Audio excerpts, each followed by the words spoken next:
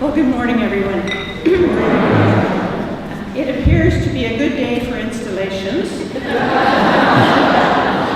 And it's a happy thing that this morning we stand together in the reflected light and hope and promise of the new Bishop of Rome, Pope Francis.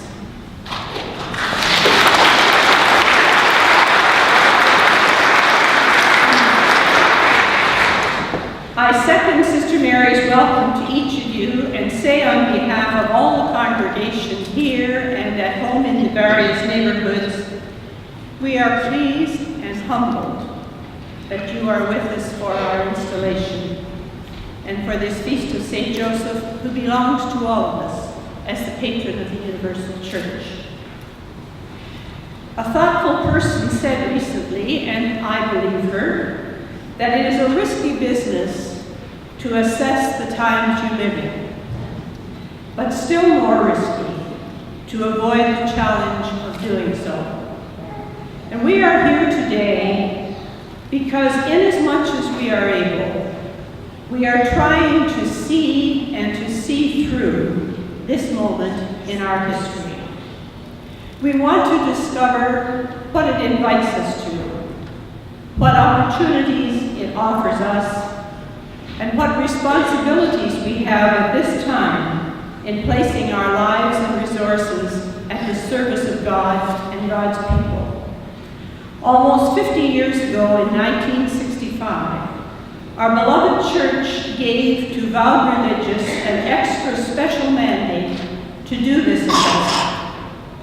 The Second Vatican Council, guided by the Holy Spirit, explicitly directed us to read the signs of the times and in true gospel fashion reorient certain aspects of our lives to meet the needs and the opportunities we discerned.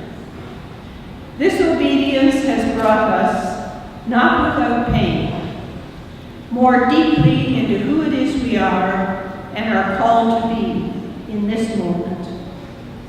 I believe I can say that the process has opened wider our hearts and minds to the joys and hopes, the griefs and anxieties of the people of this age.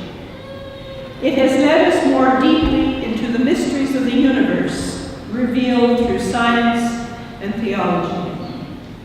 It has led us through faith and experience and ongoing revelation to approach with greater awe and greater joy the ultimate mystery of a compassionate God.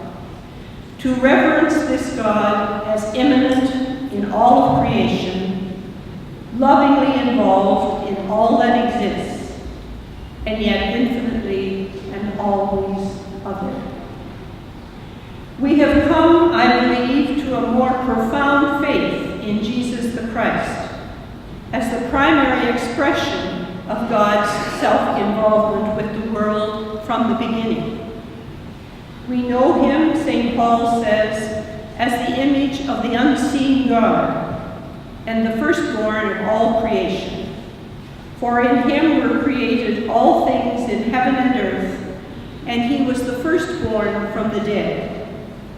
And in the life, death, and resurrection of Jesus, we have come to know and to embrace the promise of more abundant life here and in the world to come. Very importantly, we are reinforced in our belief that the very dynamic of creation, the energy of which the scientists speak, is divine love. One could say that we always knew these realities, but we know them differently now and in a different context. As the prophet in 2nd Isaiah heard in his time and place God speaking to him, "Now I am revealing new things to you, things hidden and unknown to you, created just now, this very moment. Of these things you have heard nothing until now, so that you cannot say, 'Oh yes, I know all this.' You had never heard. You did not know. I had not opened your ear beforehand." because not only did our understanding of many things deepen, but our context has changed in those decades. Something else has been happening while our faith lives, our lifestyles, our theology, and our spirituality were evolving. The world around us was changing in ways that may well be unique in many centuries of recorded history. And each of us here, even the younger people among us, knows from personal experience that galloping pace of change and the effect it has had on our lives, on our long-held social and religious traditions. These tumultuous decades have shown us clearly that as human beings, as thinking human beings on our planet, our understanding, our very consciousness needs to expand with the breath of God's Holy Spirit.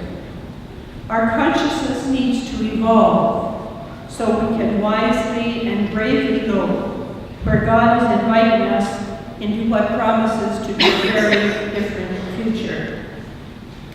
It is critical that as people ever more conscious of God's creation in all its forms and our love for our struggling but precious humanity, it is critical that we enter into the conversations that predict a less than human future for humankind. As those who are younger among us will know, there is predicted a cyber consciousness born of the almost total absorption into the virtual world that science, aided by technology, creates and promises. With our ears now being opened, we have choices to make. One such choice is to trust in the promise of a future that resurrection gives us, and to move forward into it with hope and joy. A colleague in our wider St. Joseph congregation lights up this choice with two little examples, one from Greek mythology and one from the Hebrew Scriptures. The Greek story features Odysseus, who travels for many years after the Trojan War to return to his home on the island of Ithaca. There he hopes to rejoin his faithful wife Penelope, his devoted son Telemachus, and his irrepressible dog Argus. And along the way, Odysseus has a slew of exciting adventures. Who can forget the lotus eaters or the sirens, the Cyclops or Scylla and Charybdis? But the overall trajectory of his story is one of return. He is aiming to go back to the security and joys of the known past. The Hebrew story features Abraham, who hears a call from God. Leave your country, your kinfolk, and your father's house, and go to the land that I will show you. Centuries later, the New Testament summed up Abraham's awesome response. He went forth, not knowing where he was going. Unlike Odysseus, Abraham and his wife Sarah, with Hagar and the rest of the household, did not have extraordinary adventures. At times, things were so bleak, they had to keep hoping against hope, as Paul later wrote in Romans. But they looked toward the stars and imagined what was possible, until in their old age, a child was born. The God who promised was faithful, and a new future dawned. So we are making choices in the light of God's promise to be faithful. Among them, this wider sense of community we celebrate today. We continue to choose disciplined and deep prayer and contemplation as our preferred way of discerning. We ask for and try to practice an increasing respect and love for all of God's creation, especially the earth and its resources and all its species. We choose to continue our commitment in all the ways we are able to those persons whom Jesus those who have been left on the side of the road by circumstance and oppression. And we seek to live and speak courageously the truth of the gospel as we discern it together amid the communities of the church. We know we won't live all these choices perfectly and as lovingly as we would wish, but we will try. And we trust that as even making small choices, as Pope Francis has so movingly done, that we can be transformed, converted even in our personal lives to meet the future God is inviting us to. This morning, we express the hope that we can continue to stand together with all of you in imagining and hoping the new love story of creation and incarnation that God is opening our ears to hear.